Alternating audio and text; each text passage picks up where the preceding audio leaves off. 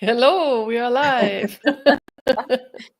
Hello and welcome everybody to this week's, I'm going to say it's rather a pertinent topic for me because I'm currently melting in the heat of the Australian summer. How is it with you, Susie? Well, I'm wearing a little, turtleneck, so I'm not melting, but I'm also not freezing, but it is chilly here, so yeah. Yeah. So our topic for this week is, do animals care about the weather? And this kind of tickles me a little bit because, for us two-leggeds, there is this propensity, there's just this, I don't know what it is, how we just blithely chat about the weather. And it seems to be like this common ground where random strangers can come together and just talk about the weather or the rainfall or the heat and it's like, really, does it actually go anywhere? Does it create more but it does seem to be like this common ground where people find some kind of connection point and begin a conversation. And, it's just what we do. But do animals do this, Susie? That's my question.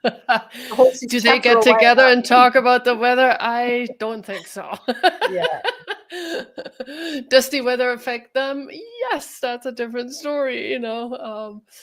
But I think so. I actually want to start with the cold because, of course, that's where I am, and a lot of people right now are facing colder weather, and it's gonna get colder even for a lot of places. And so, how do our animals are affected by that? And to me, it's an interesting one because, I know a few people that even have the point of view, well, all animals do fine in all weather because they're prepared for it, they're equipped for it, they can handle it. And then you hear things like, for example, in Canada, big shout outs to people that have their dogs and also their sled dogs tied up outside, to please make sure they do have shelter.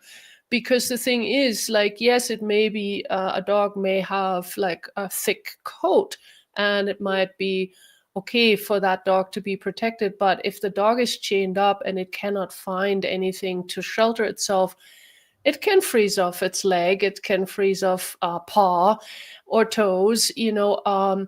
Cows can freeze off their ears and their tails. And I mean, so there is all kinds of things that can also occur. So we can't just ignore it and pretend that all animals are fit for the weather.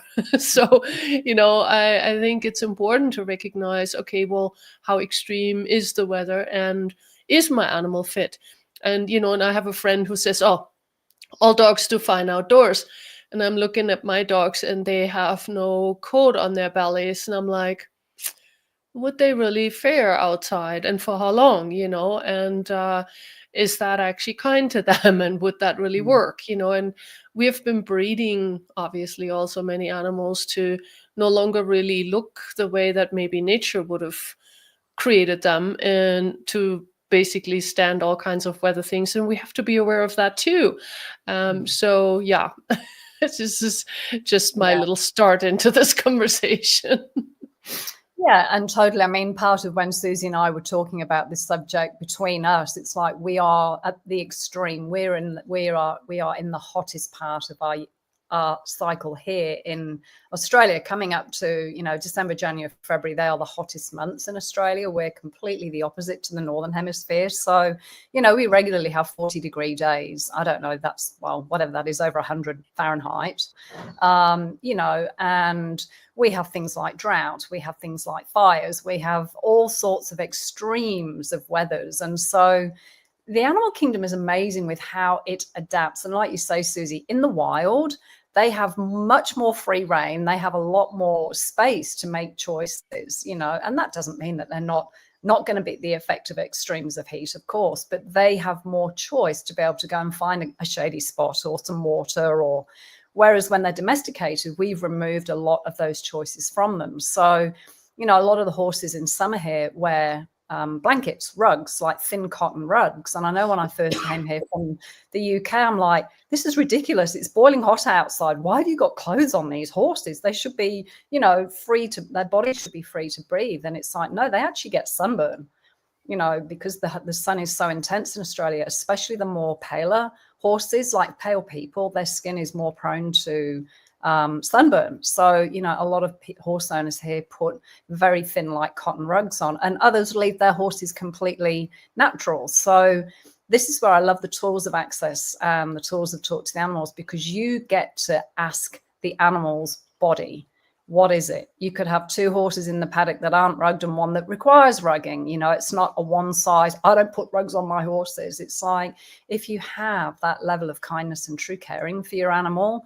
what does your animal actually require to ease the intensity of the extremes, whether it is cold, whether it's storms, you know, whether it's hail. We regularly in summer get pretty vicious hailstorms here and freak weather, you know, and we're talking hailstones. And so how do you support and contribute to your animals' bodies in those extremes? Well, you know, look around at your neighbors. If you're still quite new to having horses, for instance, what are the neighbors doing? Talk to them. You know, find out what other people do. Talk to people that have maybe had animals for a while, if this is a new journey for you. And don't just buy everybody's points of view as, well, this is what we've always done. You know, ask the question, what is going to be the greatest contribution to my animal's body? Because it's their body we want to take care of. Like you're saying, Susie, some dogs do fine in the cold and other dogs would die, you know? So yeah. Yeah. And I mean, even if you have a dog that lives indoors and, you know, you're not facing any of this stuff of like, oh, my dog is not outside, I don't need to worry about that. You still want to look at other things. For example, if your dog is walking on the streets, you know, are the streets being salted for the snow, for example, and or what other treatments are being used for the snow where you live, like and see if you can train your dog to maybe wear some booties, or, you know, make sure that you clean their paws off before you get home, so that, you know, they don't lick off the salt. The salt is not really the greatest thing for them. And or, you know, the other way around, like in Viv's environment, could be the same story, that your dog might require some protection on their feet because the pavement can get so hot, and we often are not even aware of it because we are wearing shoes. And so to us, it's really not, oftentimes we don't even realize how hot the pavement is. And yes, our dogs have pretty good pads, but I have seen burned pads too. So, you know, it's something to be aware of. And especially when it gets really extremely hot or extremely cold.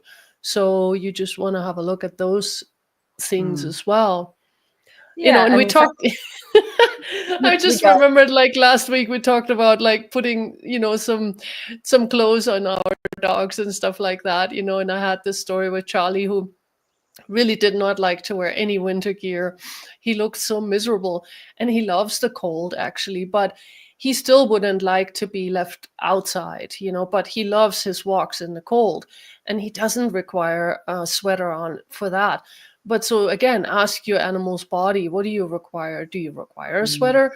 Do you require booties? What do you need? Sorry, Viv. Yeah, no, and I'm totally, you're just echoing what I was going to say. And going back to that, you know, people that in Australia, it just amazes me how people will walk their dog in midday. You know, it's the hottest part of the day, and they're, you know, they're wearing shorts and a t-shirt, or they're in their swimming costume or whatever, and the dog's panting, and they're, you know, they're on the hot pavement. So it's just to build awareness as to how is this going to be for my dog, for instance, if I'm riding my horse in the middle of the day, or just have a bit of awareness and extend that awareness to your animal. That's all we're asking, you know. And how do you best care for them in those temperatures? I remember one day I was so distressed. I was actually working with somebody in my clinic, and I was looking out the window, and there was a couple standing there. It was probably about 11 a.m. in the morning, so getting to the hottest part of the day, and they had two border collies or whatever it was, and they're standing, they've met their friends on the pavement, and they're standing there, and the dogs were just constantly moving and pulling on their leaves, and I just felt like banging on the window and going, stand on the grass strip, you know. It's like people just don't have, when I walk my dog, it's like I have this sphere where we're together. I'm including her. She isn't just, I'm not just on my phone and she's just walking off sniffing. Same if I'm riding my horse. It's like I have this entire connection and communion and conversation going with their body. So it's like your awareness becomes greater in regards to the environment you're in too. So yeah, it's an interesting topic. And when you look at animals in the wild too, it's like they know, they have this sense ahead of time. So one thing I wanted to add to this, last weekend we had this massive storm come through. It was a stinking hot day. And this big storm came through, and about 2 hours beforehand, clear blue sky, not a puff of wind, no clouds, nothing. And Bella went and hid in the spare bedroom. And I'm like, the only time she goes in there is when there's going to be thunder and storms, because it's a smaller space and she probably feels a bit more safe. And I'm like, that's really interesting. So I looked out the window, couldn't see anything. 2 hours later, literally over the horizon, this massive lightning and thunderstorm came from nowhere. So, her body was already aware of that 2 hours ahead. We had another dog that would get depressed, quote unquote, like 2 to 3 days before a big storm. And I know I've heard people with migraines say that, if there's a storm coming, it's like the barometric pressure or whatever it is out in the atmosphere builds up in their head to the point where they start to get a migraine. So their body is aware of that for, the future of what the weather is bringing. And their body's giving them information. So, there's a lot more to the animal kingdom that I think that we acknowledge them for a lot of the time. Yeah, so true. And another thing too, like if you ever have an overheated animal, an overheated dog, for example, please also recognize that some animals do not have the same sweat glands that we have, or they don't sweat the same that we do. Like we have the capacity to sweat pretty much pretty much throughout our entire skin, and so the skin can create some cooling effect, but dogs don't have that privilege. Their sweat glands are very limited to basically just their tongue and their paws and their butthole, basically. Sorry, I couldn't find the proper word for that. But so if you ever have a dog that is, overheated, you can put like wet towels around their body. You can put their feet in cold water. That can help them, that sort of thing. And, so be also inform yourself, like, what can I do if my dog gets overheated? What can I do if my dog gets hypothermia? What do I do to kind of create a little bit more ease for them if that should ever occur? And the same for any other animals you have, like we were talking about the horses. Now, for example, my horses are always just out, but they do have a stand that they can go under if they want to. They also have some bushes and things that they can shield themselves from some of the weather that is going on. But, there are also many, many, many studies out there that say that a lot of animals don't do super well with going from a completely sheltered environment back out into the environment, especially in cold weather. So you want to have a look at all these different things and ask a lot of questions and educate yourself and ask your animal's body, like Viv said. That's really the biggest deal, is just ask their body, what do they require?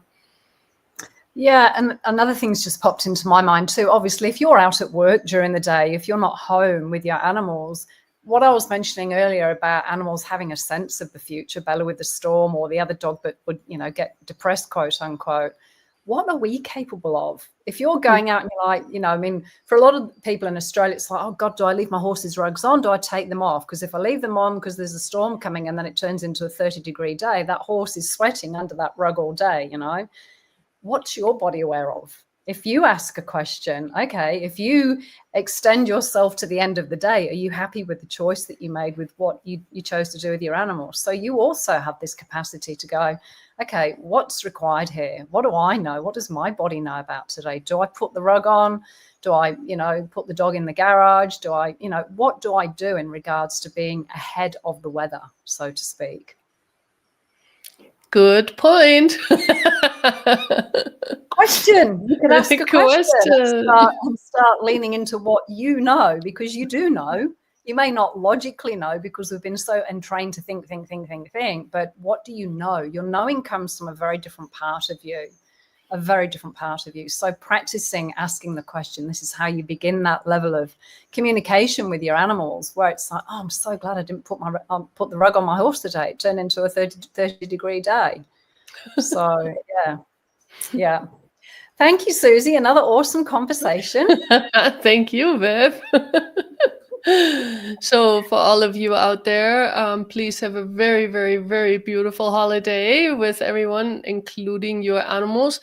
And if you didn't listen to our little tips about our dogs' spaces, or for the holidays, just go back a couple of episodes, scroll back on the Facebook page and find that, or go to our YouTube channels and find it there, where we did talk a little bit about how you can make the festivities a bit easier for everyone if you just look at a few ideas. So and as a random thing that's just jumped in my mind, please be aware of bones, cooked bones lying around. If you're one of these people that, you don't give your dogs cooked bones, or you do give them cooked bones, just have a greater awareness around the food supplies over Christmas, chocolate, biscuits under the Christmas tree that are wrapped up, that type of stuff. What can you kind of remove out of their reach so that it doesn't end up to be a problem for you during the festive season? Yeah, that just jumped into my head. Yes. There are a few opportunist dogs out there, and probably cats too, that will help themselves to the Christmas tree before Christmas Day. Yes. They're like, oh, what did they wrap for me? Well, this smells good. Exactly. Chomp, chomp, chomp. Thank you, everybody. We will see you for the next thrilling installment of our Talk to the Animals conversations. Bye from me. Bye, everybody.